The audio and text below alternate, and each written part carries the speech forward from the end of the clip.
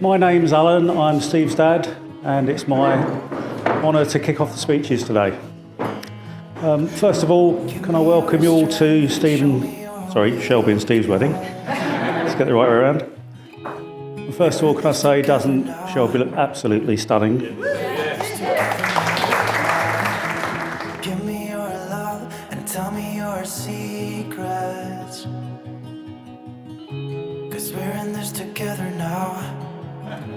So on behalf of my wife and I, to our guests, this day wouldn't be the same without each and every one of you. A bit cheaper mind, but that's not the point.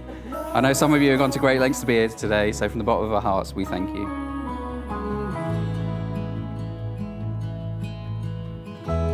I'll keep you safe, I'll give you my everything. Even if we're falling down, even if we're falling down, all of me is yours, every part of me. 'Cause we're in this together now, you and me together now. What's the point of living if we're scared to lose each other? What's the point of living without you? Tell me now and I'll stop fighting. Tell me now and I'll stop breathing. I don't want to be here without you. Without you. Without you. Without you. Without you. I'm most looking forward to spending the rest of my life with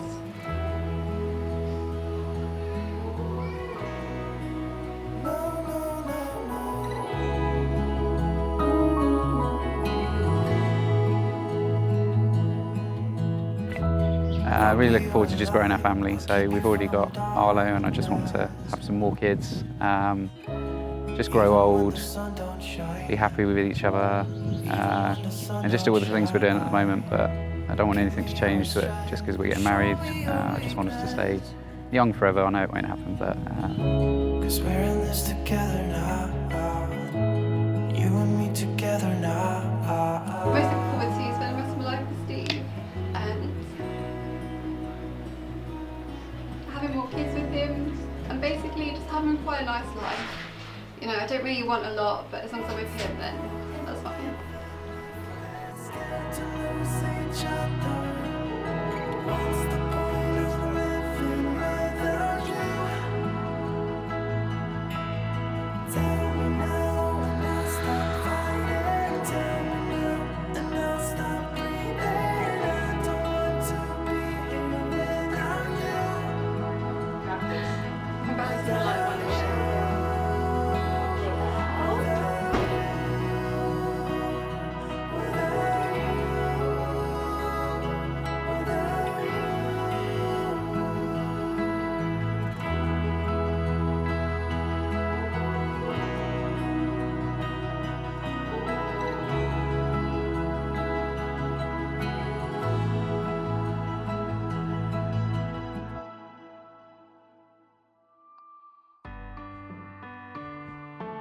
Good afternoon, ladies and gentlemen. My name is Margaret Jones and the registrar today is Anna Glasswell, and we would both like to give you all a very warm welcome here today to Bastmead Manor Barns. This is a very special occasion today, but particularly for Shelby and Steve.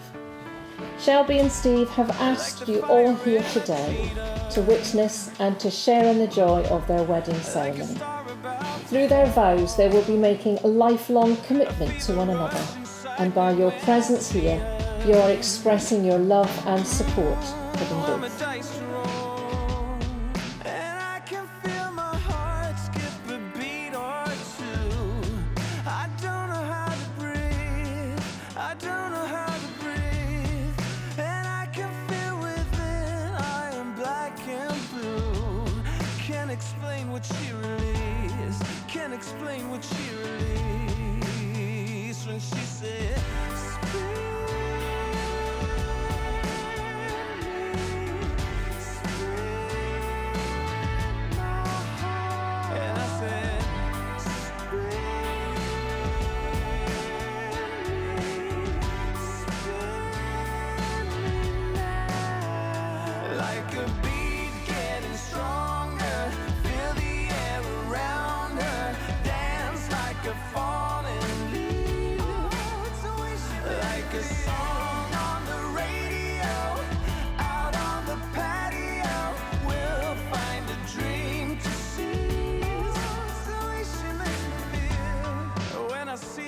wedding day. Today is a day you will always remember, the greatest in anyone's life. You will start off the day just two people in love and you'll end it as husband and wife.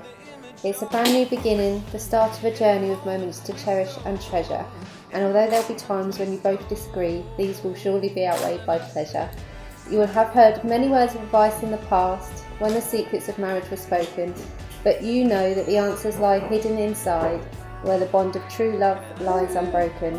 So live happy forever as lovers and friends. It's the dawn of a new life for you as you stand there together, with love in your eyes from the moment you whisper I do. And with luck, all your hopes and your dreams can be real. May success find its way to your hearts. Tomorrow can bring you the greatest of joys, but today is the day it all starts. Thank you.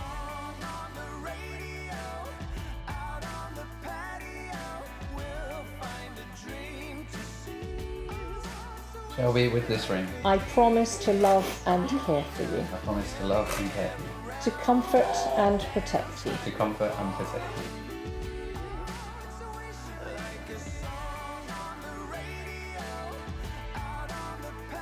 and to trust and believe in you above all others. And to trust and believe in you above all else.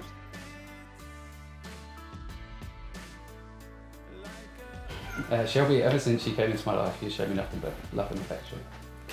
We've done so much together, we've travelled, we've had adventures, we've started a family, but most of all we've had fun. Yet I always find myself wanting to do more with you.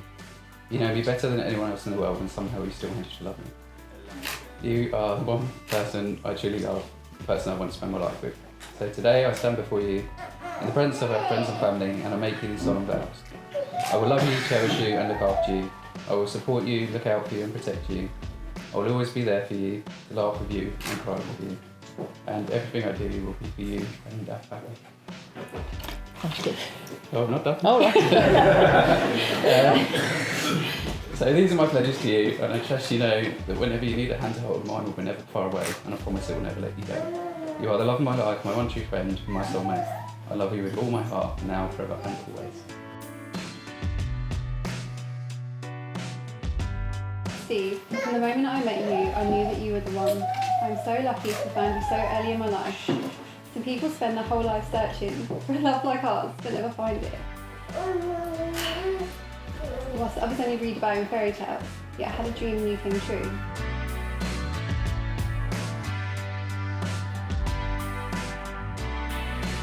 I'm so proud of the person you are today. You're smart, funny, kind-hearted, hard-working, and of course good-looking. You are my best friend, my love, and my soulmate. You're always there for me when I need you the most, supporting me during my toughest times in life, and I don't know what I would have done if it wasn't for you. And although over time things will change, and I want to always look this good, my love for you will stay the same. I cannot promise that after today I will get ready any quicker, be on time or get out early in the morning, or not moan about you leaving your clothes on the floor. But I promise to love you with all my heart, to support you in all that you do and be your number one fan. And if you should reach to be 100 years old, I want to be 100 minus 1 so that I never have to live a day without you. I love you. Thank you.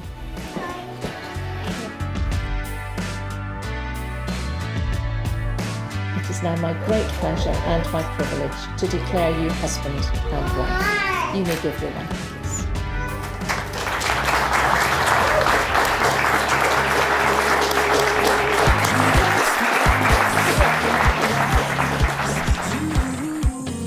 Make it shine, but I can see that you don't realize, and that's what made me fall in love. 'Cause you got anybody makes my heart beat so. It's amazing all the time. You are the only thing I need in life. Oh, I want you. Can't you see? I want you. I believe, 'cause I want you here with me. I'm gonna go crazy. I'm gonna go crazy for love.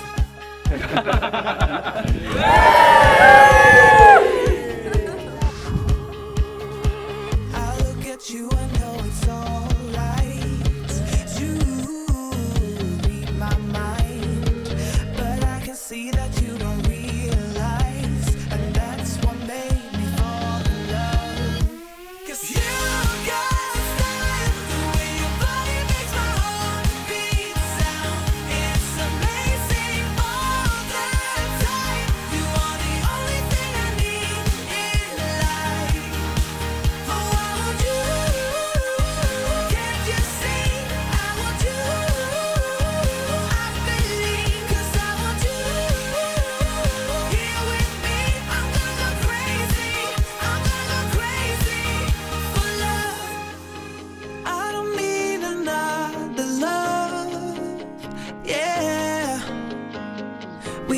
this every day. We do this love for life. You got a smile that makes the sun rise. You make it shine. But I can see that you don't realize, and that's what made me fall in love. 'Cause you got style, the way your body makes my heart beat sound. It's amazing all the time. You are the only thing I need in life. Oh, I want you. Can't you see? I want you.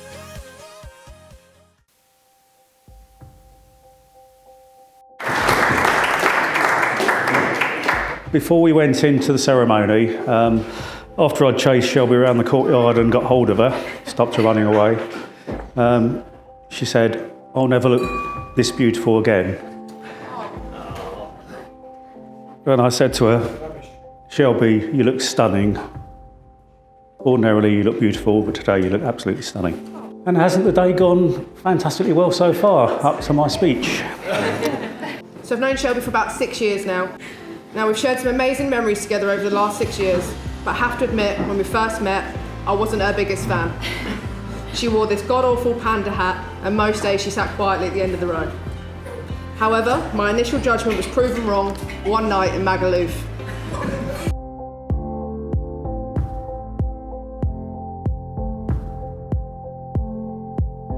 After a drunken blazing argument between me and Shelby had broken out, we were separated by 2 of our other friends.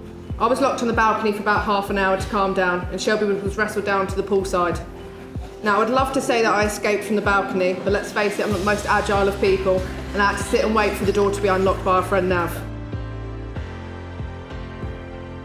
So in my drunken state, I'd gone searching for Shelby, and clearly she had the same idea. As walking down the halls of the other side of the hotel, we'd spotted each other from a distance. We ran at each other, leaped into the air, and body slammed so perfectly it was like a freeze frame from an American movie. It was this moment that I knew that we would be best friends forever. When Shelby asked me to do this speech, I can't describe how it made me feel.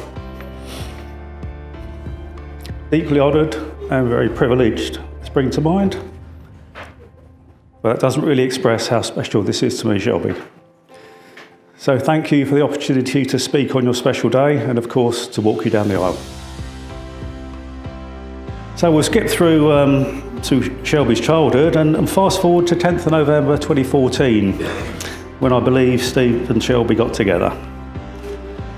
Some say the NHS has a lot to answer for, but I'm delighted that their jobs at the time caused their paths to cross.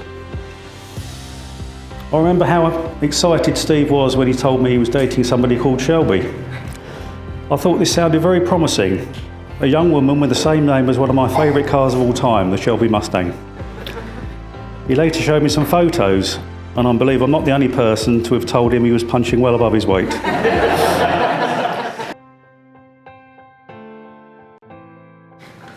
So the most important memory in relation of today is how these two met.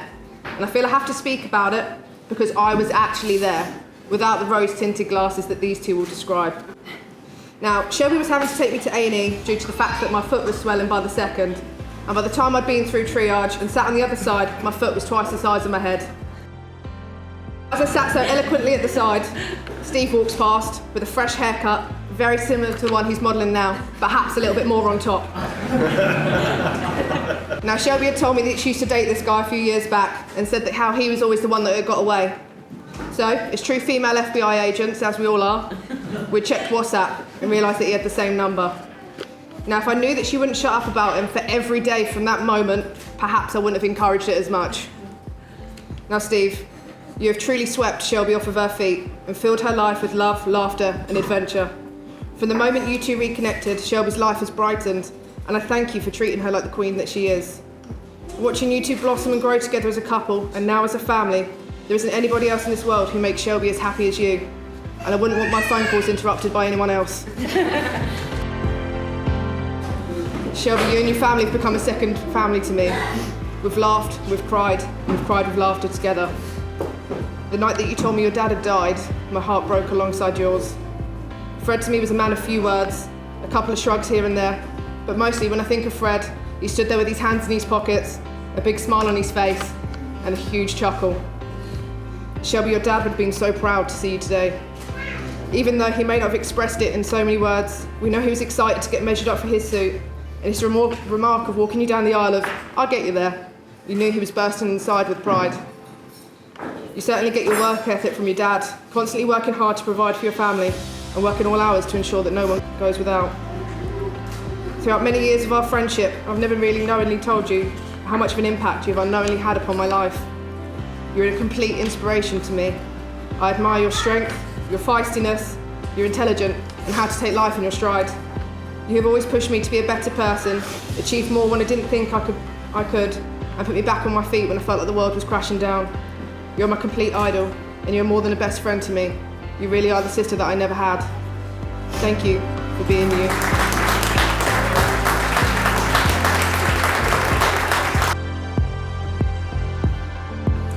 So I know that it's not traditional for a bride to do a speech, but for those of you that know me will know that I have too much to say for myself. And for those of you that don't will soon realise this. I would like to start by thanking you all for coming to share such a special day with us, and I feel so blessed to have all our families together in one room to celebrate such an important moment in my life. Our lives. Sorry. The one thing I love about Steve that not many of you may know is that he is very romantic. For my 26th birthday, we planned a surprise trip to the Peak Districts. From the moment the journey began, Steve shouted, "Oh look, scenery," every 5 minutes, as he knows this really winds me up.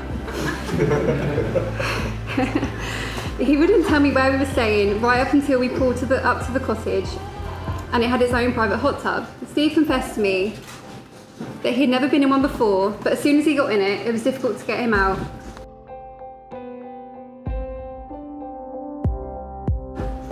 As he gave me the presents, all he kept telling me was that he couldn't get me much and that this weekend was part of my present too, but I just told him to stop worrying about it and that he'd already done more than enough. As I opened the last one, it was a book that Steve had made called Our Life. The first page was a picture of us when we were old, looking back on our lives together, and as I went through the book, it told the story of our life. Are you okay? And how we got married in 2018, had a baby in 2017. It was only 2016, but I kept thinking this really doesn't give me much time. At the end of the book, it said that we had been to Chester Zoo for my 26th birthday, where I received this very book and that all my dreams have finally come true. As I slowly turned the page when my heart was racing, I saw a note that said, "Please turn over." And as I lifted the page, it said, "Will you marry me?"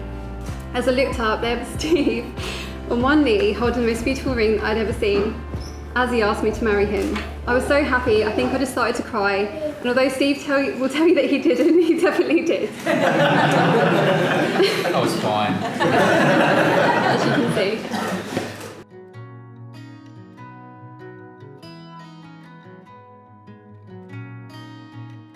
Now then, ladies and gentlemen, I like to think that it's thanks to me that we're all here today. Bold statement, I know. It's well documented over the years that people who share a traumatic experience form a closer bond. For whatever reason, when Steve and myself were crewed together, we thought that it'd be a good idea for Shelby to come on a ride out with us. For someone as intelligent as Steve, he sometimes does have some stupid ideas. The day was going so well and I was on my best behaviour until it got sent to a cardiac arrest.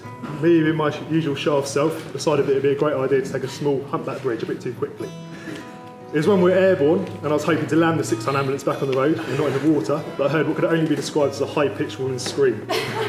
Only after I stopped laughing and made sure that everyone was still alive, I realised that the scream had come from Steve and not Shelby.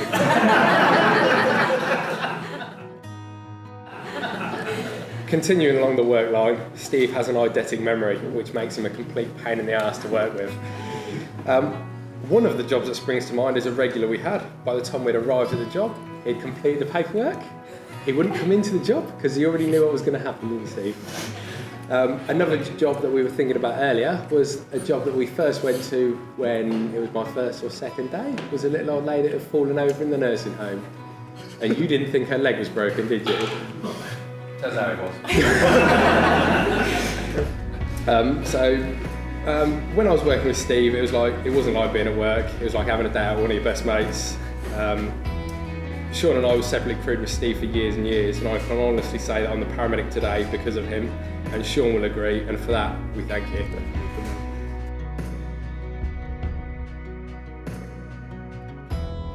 So anyone who knows me know that I don't really do public speaking. Having said that, I've been reliably informed that this is the last chance I'll ever get to speak for myself now that I'm married, so I'm going to make the most of it. I also want to thank Shelby's family for everything, really. You've welcomed me with open arms, and I'm privileged now to be a part of your family. Together, you've all raised, on a good day, sweet and caring, but on most days, a stubborn person, but someone I would never change. You've all contributed in some way to the person that Shelby is today and the person I fell in love with, and for that I will be eternally grateful. On the subject of Shelby's family, it's a certain someone's birthday today.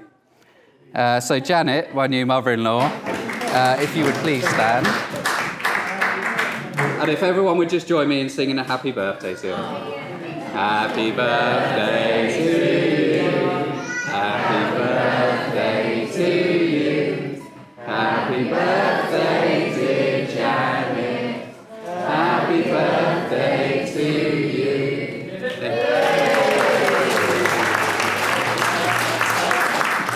So I'd like to talk to you about the star of today's show, and doesn't she look amazing? I still consider myself to be out of her league, but it's too late, we're married now. Firstly, I just want everyone to know how much effort Shelby has put into organising today. She's done so much to make today what it is. Her planning, creativity, attention to detail, and sheer spending power has simply astonished me.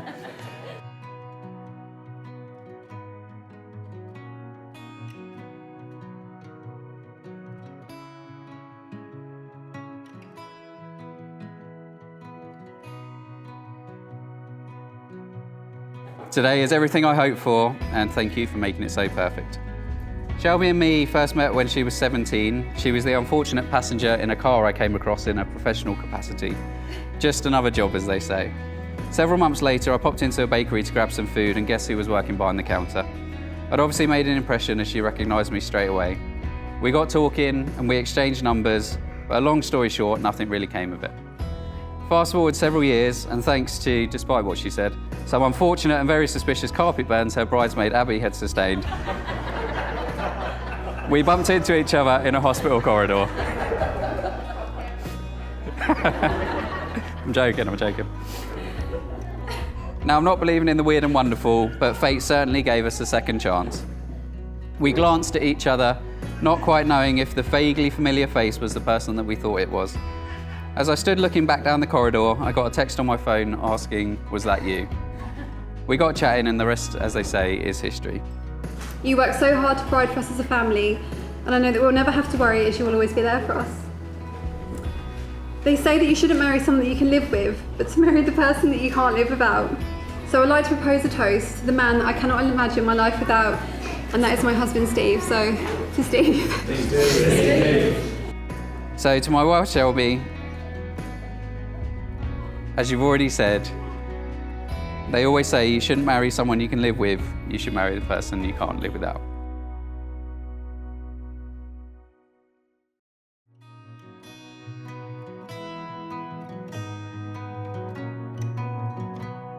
You are the most beautiful, kind, and thoughtful person I've ever met. I'm immensely proud of everything you've accomplished in life, from training as a nurse to becoming a mother, and I count my lucky stars every day, and I look forward to the life we continue to build together. Today is another step on our journey, but more than that, I've married my best friend. Oh no! We've sealed an everlasting bond, and all I can simply say is I love you. So if everyone would just join me in a toast to the bride. To the bride.